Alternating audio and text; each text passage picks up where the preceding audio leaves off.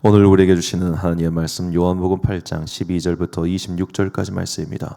요한복음 8장 12절부터 26절까지 말씀 이제 봉독하겠습니다. 하나님의 말씀 경청하십시오.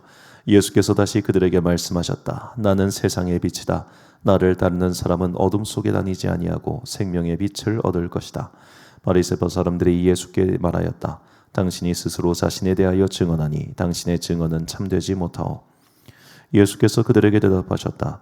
비록 내가 나 자신에 대하여 증언할지라도 내 증언은 참되다. 나는 내가 어디에서 와서 어디로 가는지를 알고 있기 때문이다. 그러나 너희는 내가 어디에서 왔는지도 모르고 어디로 가는지도 모른다. 너희는 사람이 정한 기준을 따라 심판한다. 나는 아무도 심판하지 않는다. 그러나 내가 심판하면 내 심판은 참되다.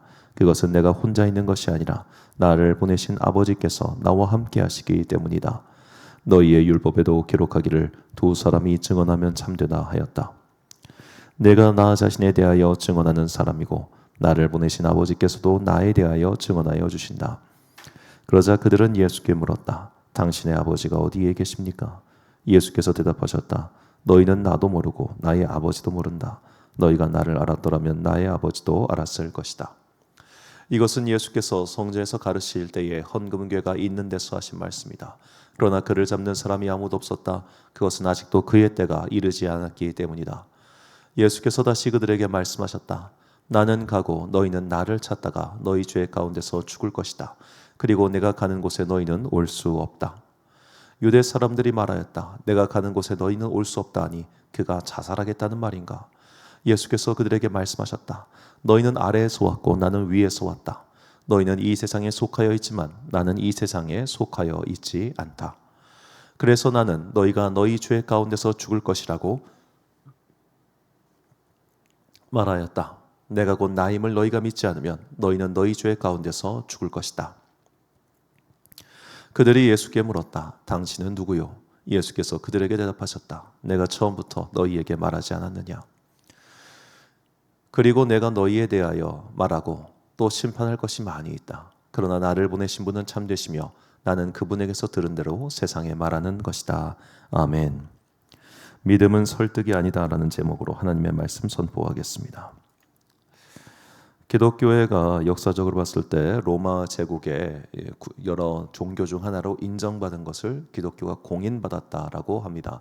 콘스탄티노플 황제 때 일어난 일이죠. 기독교가 로마의 국교가 된 것은 그 다음 황제 때 일이고, 콘스탄티누스는 그동안 이교, 사교로 배척받았던 기독교를 로마의 종교 중 하나로 인정해 준 것입니다. 자, 이때부터 기독교계에는 새로운 학문이 등장하기 시작합니다. 왜냐하면 로마의 전통적인 종교나 그리고 그 당시 주요 그리스 철학가들이 이 기독교의 종교적 진리, 기독교의 종교적 주장을 공박했기 때문입니다. 이거는 이래서 틀렸고 저건 저래서 틀렸고 이건 이래서 이상하고 이건 요래서 잘못됐다. 뭐 이런 식으로 말이죠. 이렇게 이단, 사이비 그리고 외부 종교의 공격에 맞서서 기독교의 진리를 수호하는 학문을 기독교 변증학이라고 그렇게 부릅니다. 그리고 이런 걸 수행했던 사람들을 기독교 변증가 혹은 변증가라고 그렇게 부르지요. 가장 유명했던 그리고 이제 초창기 변증가 중 한 명이 히포의 대주교였던 아우구스투스입니다. 자, 이런 기독교 변증학의 역사는 지금까지도 면밀하게 이어오고 있습니다. 그러면 여기서 우리가 질문을 던질 필요가 있습니다. 그렇게 어떤 기독교를 공격하던 사람이 기독교 변증가의 변호에 막혀서 자신의 뜻을 굴복하고 그럼 나도 기독교인이 되겠습니다 라는 한 사례가 많이 있을까요? 분명 어딘가 있긴 있겠습니다만 저는 본 적은 어디까지 없습니다. 참 신기하죠? 누가 기독교는 가짜야, 기독교는 거짓이야, 기독교는 이게 문제야 라고 했을 때 어떤 사람이 나타나서 아니 네가 생각한 건 틀렸고 이건 이래서 저래서 이렇게 된 거야 라고 설득을 하면 아 그렇구나, 그럼 너희는 진리가 맞네, 그럼 나도 기독교인이 되어야지, 이런 사람이 있냐 이 말이에요. 의외로 그런 경우가 참 없습니다. 우리는 누군가를 논리적으로 설득시키면 그가 기독교인이 될 수 있을 거라 생각할 때가 있을 겁니다. 물론 어느 정도는 틀린 말은 아닙니다만 그가 설득에 넘어가서 자기의 생각을 굽히게 되어 기독교인이 되고 믿음을 가지게 되었다. 이거는 엄밀히 말하면 그런 일은 잘 없더라고요. 대표적으로 한 예만 들어본다면 이 18세기였던 걸 17세기 전쯤인데 이 독일의 유명한 변증가이자 또 신학자였던 슐라이 에르마허라고 하는 사람이 있습니다. 흔히 뭐 자유주의 신학의 아버지다라고 불리는 사람인데 그가 말한 자유주의 신학이라고 하는 것은 오늘날 생각하는 어떤 역사 비평주의에 입각한 성경 자유주의와는 궤가 상당히 다릅니다. 그 당시 이제 독일 낭만주의 이래에 이 독일의 지식자들, 특히 철학자들이 볼 때 성경은 너무 구리타분한 거예요. 재미도 없고 이것은 거짓말 같고 그래서 이렇게 뭔가 그 시대의 용어 혹은 그 시대의 학술자들에게 전혀 설득력이 없다고 느껴지는 성경의 용어들을 어찌 보면 좀 학술가들이 느낄 수 있게 좀 알 수 있게끔 혹은 그들에게 먹힐 수 있게끔 그런 식으로 새롭게 기독교 교리를 일단 포장지를 바꿔야 됐다고 할까요? 그렇게 설명한 사람이 슐라이 에르마허입니다. 그 사람은 좋은 사람입니다. 좀 억울한 오늘날에 좀 억울한 누명을 쓰고 있는 것 같긴 한데, 자 그런 식으로 그가 그 시대 철학자들에게 좀 먹힐 만한 그 시대 식자층들에게 충분히 읽힐 만한 기독교 복음서를 썼단 말이죠. 변증서를. 그래서 그게 상당히 호평을 얻었고 출판도 잘 됐습니다. 그럼 그 책을 읽고 나서 기독교인이 되었느냐? 이게 아니라는 거죠. 참으로 재미있는 것은 이 기독교 변증학이라고 하는 건 외부의 공격을 막기 위한 수단이지만 외부의 사람을 설득하기 위한 수단이 아니었어요. 오히려 역사적으로 봤을 때 기독교 변증학은 내부의 사람들, 즉 믿음의 사람들이 흔들리지 않게끔 붙잡아주는 역할을 했던 겁니다. 사실은 내부용이었던 것이죠. 너 지금 바깥에서 이런저런 한다고 흔들리면 안 돼. 봐봐. 저 말은 이래서 저래서 요래서 틀린 거야. 이게 기독교 변증학의 기본적인 자세라는 겁니다. 자, 우리는 이를 통해서 믿음은 정말 그렇구나라는 걸 다시 한번 깨닫게 됩니다. 제가 참 좋아하는 예전에 학자였던 이 공병호 박사라는 분이 계셨습니다. 아직 살아 계시니까 과거형하면 안 되는데 이 공병호 박사라는 분이 원래 자기계발 인문학으로 되게 유명한 분이셨는데 이분이 어느 날 이 부인분께서 교회를 다니시면서 그냥 목사님 설교를 틀어놨나 봐요. 집안일 하면서 이분이 책을 준비하고 있다가 책을 쓰고 있다가 서재 나와가지고 잠깐 차를 마시면서 아무 생각 없이 그 설교를 그냥 차 마시면서 그냥 귀 열어놓은 상태에 있지 않습니까? 그런 식으로 듣고 있다가 맞아, 저 말은 진짜야 라는 생각이 문득 들어가지고 아내분한테 그랬다는 거예요. 여보, 저 말 진리야. 자기도 모르게 진리란 말이 튀어나왔고 그리고 그 다음 주부터 교회를 다니기 시작했다고 합니다. 제가 그분 책을 정말 많이 읽었어가지고 그분이 교회를 갔다는 그 증언을 책에서 보고 깜짝 놀랐거든요. 진짜 아직도 그래서 한 20년 가까이 지났는데도 생생한데, 자 그런 식으로 믿음은 어느 순간 우리에게 불쑥 찾아오죠. 누군가의 논리적인 설득 그런 걸로 넘어가는 게 아니더라는 겁니다. 자 오늘 본문은 예수님과 이 바리새인들과의 대화 속에서 우리에게 믿음이 무엇인지를 다시 한번 설명해 준다라고 볼 수 있습니다. 본문 13절과 14절 말씀 보니까 바리새파 사람들이 예수께 말하였다. 당신이 스스로 자신에 대하여 증언하니 당신의 증언은 참되지 못하오. 예수께서 그들에게 대답하셨다. 비록 내가 나 자신에 대하여 증언할지라도 내 증언은 참되다. 나는 내가 어디에서 와서 어디로 가는지를 알고 있기 때문이다. 그러나 너희는 내가 어디에서 왔는지도 모르고 어디로 가는지도 모른다. 자, 이 말은 논리적으로 봤을 때 바리새파 사람들의 말이 맞습니다. 예를 들어 이런 겁니다. 어떤 정치인이 선거에 나갔습니다. 여러분, 제가 일 잘할 수 있습니다. 라고 하니까 사람들이 되묻습니다. 당신이 일을 잘한다는 증거를 보여주세요. 그러니까 그 사람이 말합니다. 나를 믿으세요. 나를 믿으세요. 그냥 다짜고짜 나를 믿으라고 합니다. 그럼 여러분들은 그 사람 말을 믿을 겁니까? 안 믿을 거 아닙니까? 자, 예수님의 오늘 말씀은 거의 이런 식입니다. 당신이 일 잘한다는 증거를 보여주세요. 나를 믿으세요. 그럼 그 증거가 보일 거예요. 뭐예요 이게? 그리고 예수님께서는 많은 사람들이 지금 하는 논리적인 어떻게 보면 오류라고 해야 될까요? 예수님은 이제 메신저를 공격하시죠. 니들은 몰라. 왜? 니들은 어디서 왔는지 모르잖아. 나는 내가 어디서 왔으며 어디로 간지 알기 때문에 내 증언은 참이야. 너희는 모르기 때문에 너희들 증언은 거짓이야. 메신저를 공격하는 전형적인 수법을 또 사용하고 계시죠. 자, 성경 저자인 요한이 멍청이라서 예수님의 발언을 이렇게 옮겨놓은 것이 아니죠.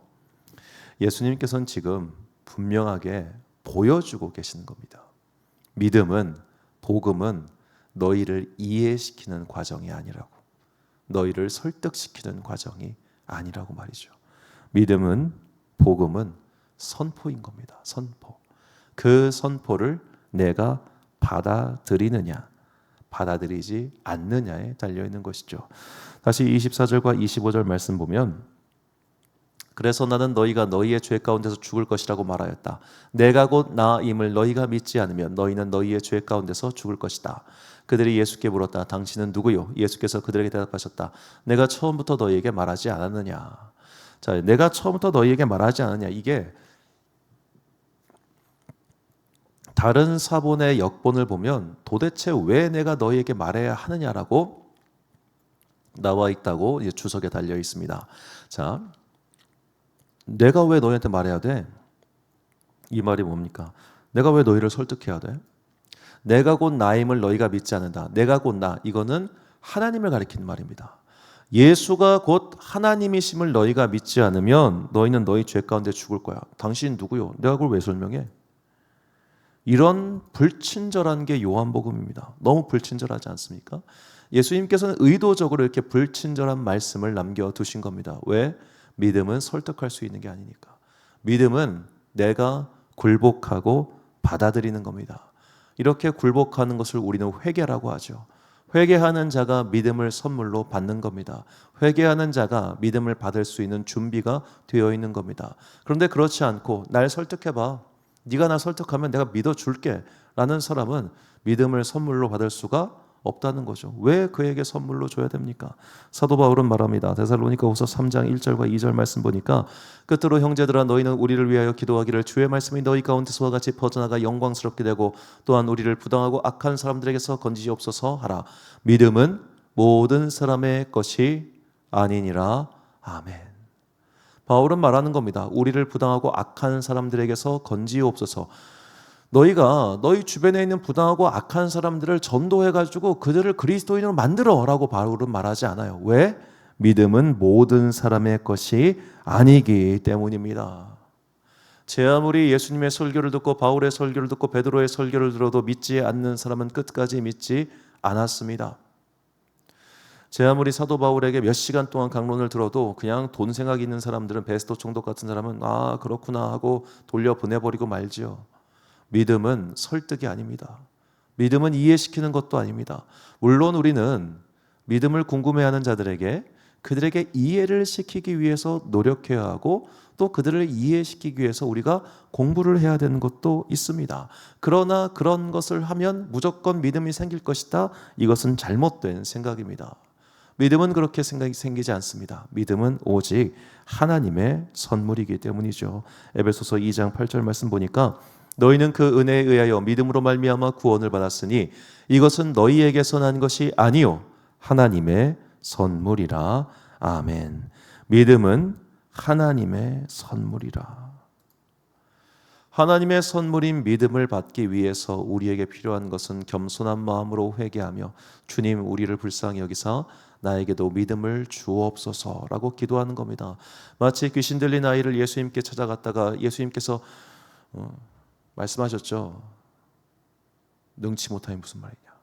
믿는 자에게는 능치 못함이 없다. 할 수 있거든이 무슨 말이냐. 그 말씀. 그러자 그가 뭐라고 합니까? 주여 나의 믿음 없음을 불쌍히 여기소서라고 하죠. 우리의 기도는 주님 날 좀 설득해 주세요. 날 좀 이해시켜 주세요. 이게 아니에요. 하나님 내가 이해가 안 가요. 나에게 믿음을 주소서. 주님 제가 이걸 모르겠어요. 믿음을 주소서. 이렇게 기도해야 되는 겁니다. 이게 겸손한 기도입니다. 하나님은 그리고 그런 겸손한 기도를 하는 사람을 찾고 계십니다. 그에게 성령의 선물을 주시기 때문이죠. 사도행전 2장 38절 말씀을 보면 베드로가 이르되 너희가 회개하여 각각 예수 그리스도의 이름으로 세례를 받고 죄 사함을 받으라. 그리하면 성령의 선물을 받으리니 아멘. 회개하여 세례받고 죄사함을 받으라.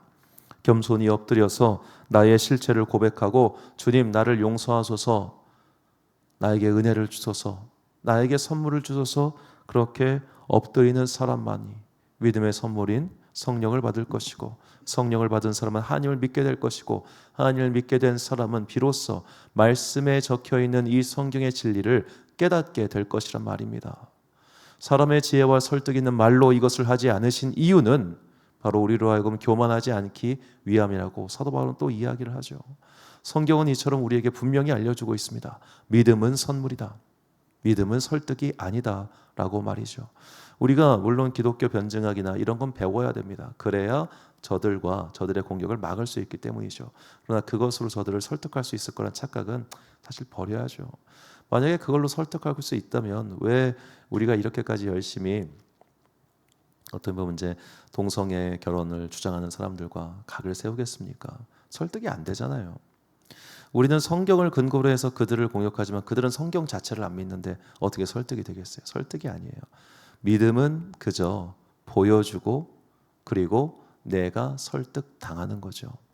하나님께 그 선물로 말미암아.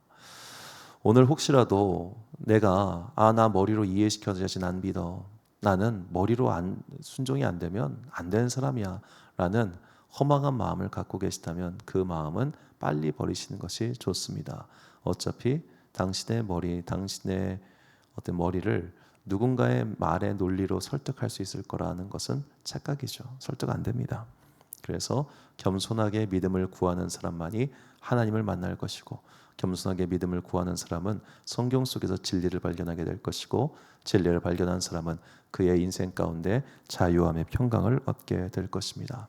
오늘도 나의 자리에서 겸손하게 하나님께 믿음의 선물을 구하며, 오늘 내 마음속에 내가 아직 믿어지지 않는 것들이 있다면 주님 나로 하여금 믿을 수 있도록 은혜를 베풀어 달라고 항상 기도하십시오.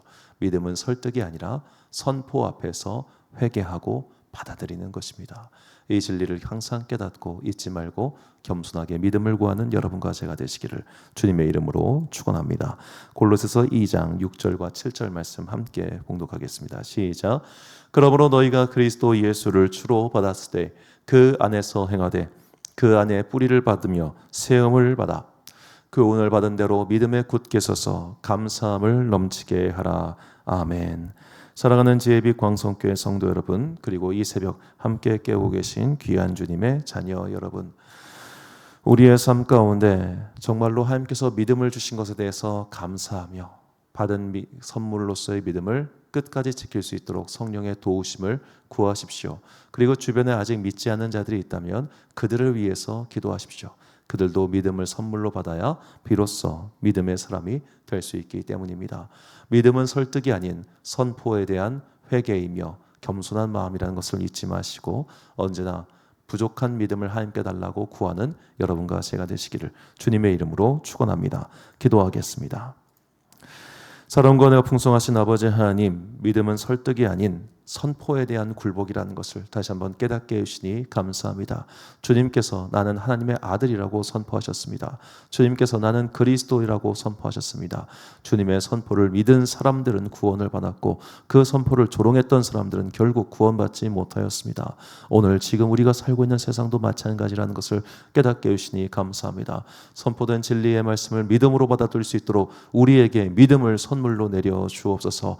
오직 믿음으로 우리가 거룩하게 되었고 오직 믿음으로 우리가 앞으로 살아갈 것이오니 이 믿음의 선물을 우리 가운데 주사 흔들리지 않는 주의 종복이 되어 끝까지 주님께 충성할 수 있도록 우리 가운데 함께하여 주옵소서. 오늘도 각자의 삶의 자리에서 열심히 살아가는 당시의 자녀들에게 복과 은혜를 내려주시고 주님께서 이날 우리에게 복을 더하여 주사 우리 안에 큰 기쁨 넘치기를 간절히 소망하오며 이 모든 말씀 우리 구주 예수 그리스도의 이름으로 기도드립니다. 아멘. 오늘의 기도 제목입니다. 내게 주신 믿음을 감사하며 이 믿음의 선물을 내가 사랑하는 사람들에게도 주시길 기도하십시오. 오늘 주신 기도의 제목 가지고 기도와 묵상에 힘쓰는 하루 되시길 바랍니다. 기도하겠습니다.